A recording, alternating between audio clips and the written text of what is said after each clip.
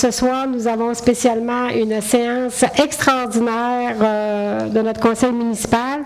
Donc, en ce 15 septembre 2025, je vais donc prendre une proposition pour l'ouverture de cette séance extraordinaire. Luc Daigle. Ça va être proposé par M. Charret et secondé par M. Daigle. Alors, on sait que quand c'est une séance extraordinaire, on ne peut pas ajouter aucun point aux affaires nouvelles. Les points sont déjà déterminés à l'avance. Alors, vous avez reçu votre ordre du jour en date de vendredi dernier. Est-ce que j'ai quelqu'un pour en faire la proposition? Richard Leclerc. Proposé par M. Leclerc et c'est appuyé par... Pierre-Luc Denoncourt. Par M. Denoncourt. Est-ce que vous avez des questions, des commentaires? C'est donc à l'unanimité. Nous passons donc directement au point 6.1 à l'ordre du jour qui concerne le programme quinquennal d'immobilisation pour l'année 2026 à 2030. Donc, il va être déposé, ça va être pour adoption. Donc, pour en faire la présentation, je vais demander, s'il vous plaît, à notre directeur général, M. Viel, s'il vous plaît. Oui, alors bonsoir à tous. Ça me fait plaisir de vous présenter le programme quinquennal d'immobilisation 2026-2030. Donc, vous pouvez regarder l'écran. En fait, toutes les informations vont être présentes à ce niveau-là. Donc, un plan quinquennal d'immobilisation, on parle ici d'une planification des investissements en immobilisation pour les 5 prochaines années. On parle également d'une évaluation stratégique des investissements qui devront être réalisés là, afin de ne pas accroître le déficit d'entretien de nos infrastructures, qui se traduit généralement par des dépenses importantes et imprévues à court terme. Et également, ça permet d'offrir à la Ville d'offrir à ses citoyens là, des services durables et sécuritaires. Donc, notre PQI pour les 5 prochaines années s'établit à 41,7 millions de dollars en investissement, qui se traduisent par des investissements principalement en remplacement de conduites et d'aqueducs et d'égouts pour un montant de 14,1 millions pour les 5 prochaines années.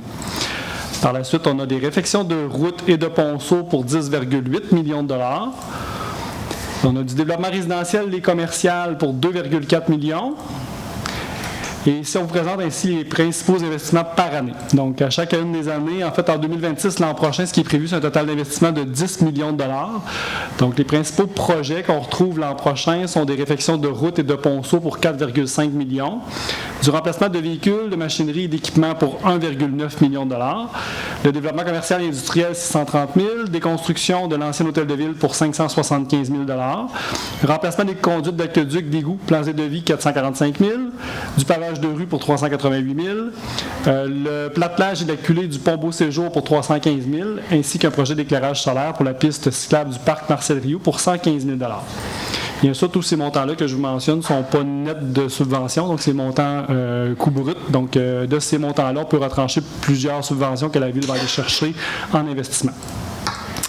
En 2027, on prévoit des investissements de 9,4 millions, remplacement de conduites d'aqueducs et d'égouts pour 4,4 millions, réfection de routes et ponceaux 1,1 million, développement commercial et industriel 1 million, remplacement de véhicules, machinerie et d'équipements pour 433 000, pavage de rue 395 000, agrandissement du garage Saint-Paul pour de l'entreposage pour un montant de 300 000, réfection de l'aréna pour les plans et devis 300 000, abri pour abrasif de 200 000 passerelle Théodore Gagné, la phase 2, 137 000, ainsi que des améliorations dans les parcs et les espaces verts pour 60 000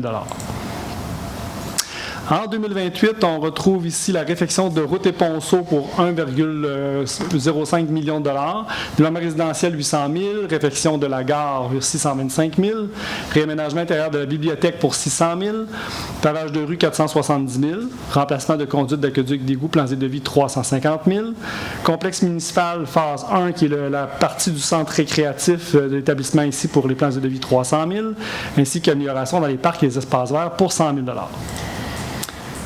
En 2029, on prévoit le remplacement de conduites d'aqueducs d'égouts pour 6,8 millions, réfection de l'aréna pour un montant de 3 millions, réfection de rue pour un montant de 2 millions, remplacement de véhicules, machinerie, équipement 378 000 pavage de rue 352 000 complexe municipal phase 2 qui est la salle communautaire pour des plans et devis de 300 000 remplacement de conduites d'aqueducs et d'égouts, plans et devis 268 000 prolongement du réseau d'aqueducs 245 000 et amélioration des parcs et des espaces verts de 100 000 pour un total de 13,8 millions en 2029.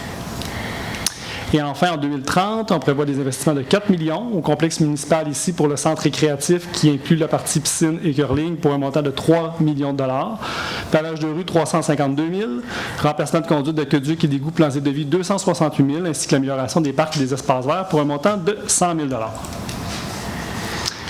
Le total se traduit de cette façon-ci. Donc, on voit tous les investissements en fait par année en fonction du type de projet qu'on va devoir faire et les investissements totaux par année. Donc, on voit là, que les totals par année de 9,7 millions, 9,3, 4,7, 13,8, 3,9, environ 4 millions la dernière année, pour un total de 41,7 millions de dollars. Bien sûr, plusieurs programmes vont venir modifier ou minimiser en fait les impacts sur les investissements à la charge des citoyens de la ville d'Amqui. C'est ce qu'on voit ici. En fait, ce qui est prévu, c'est que pour chacune des années, on prévoit que tout ce qui est en bleu, la partie en haut, en bleu, c'est la part du gouvernement par des subventions ou des investissements du gouvernement. Ce qui est la phase orange, ce sont des emprunts à la charge de la municipalité. Et tout ce qui est en bas, dans la partie bleu foncé, c'est des parties de fonctionnement, des fonds réservés, des appropriations d'excédents accumulés. Donc, ce sont des montants que la Ville a accumulés avec les années pour venir réduire les charges en emprunt. Donc voilà, c'est ce qui complète la présentation du plan quinquennal d'immobilisation 2026-2030. Merci beaucoup, M. Viel. Alors, il faut dire qu'on vous présente ça ce soir, mais ça a été présenté aux élus. D'abord, les gestionnaires ont travaillé pour aller chercher toute l'information. Ça a été présenté aux élus. On a fait faire quand même des modifications et c'est vraiment la présentation finale qui a été discutée et acceptée aussi. Comme M. Guillen disait aussi, c'est que ça représente des montants assez élevés, peut-être 41 millions pour 5 ans, mais c'est toujours aussi avec des subventions que nos projets sont réalisés. On le sait qu'il y a même des projets à un moment donné qui ont été retardés dans le temps parce que qu'on pensait avoir des subventions, c'est pas rentré. Alors, il y a des projets comme ça qui ont été repoussés à un moment donné. Je pense à la rue des Biens, rue du Collège, qui devait se faire à un moment donné en tout cas une année, puis il n'y avait pas de subvention cette année-là, fait que ça a été reporté l'année suivante. Fait qu'on travaille vraiment, on a une directrice des projets ici qui travaille vraiment à voir tout ce qui est possible d'aller chercher en subvention. Et c'est très, très important si on ne démarre pas là-dessus quand ça vient le temps de prendre des décisions. Alors, est-ce que j'ai quelqu'un pour proposer ce programme quinquennal d'immobilisation? Richard Leclerc. Proposé par M. Leclerc. Est-ce que vous avez des questions, commentaires sur ce qui est présenté ce soir? Est-ce que j'ai quelqu'un pour appuyer? Luc Daigle. C'est appuyé par M. Daigle et c'est à l'unanimité. Alors, nous avons ensuite, pour cette séance extraordinaire, nous avons quand même une période de questions des citoyens. Une période de questions, on va aussi revenir tout à l'heure parce que à 19h, on va avoir aussi notre séance ordinaire.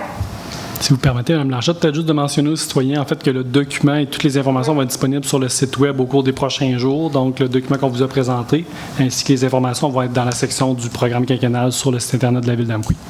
Merci, M. Lien, de rajouter. Alors, ceci étant dit, est-ce que j'ai une proposition pour la levée de cette séance extraordinaire du 15 septembre 2025? Sarah-Josée Fournier. Madame Fournier. Est-ce que j'ai quelqu'un pour appuyer? Hélène Guilbeault. C'est appuyé par Madame Guilbeault et c'est à l'unanimité. Alors, merci. On se retrouve donc, pour ceux qui sont ici, on se retrouve à 19h pour notre séance ordinaire. Merci.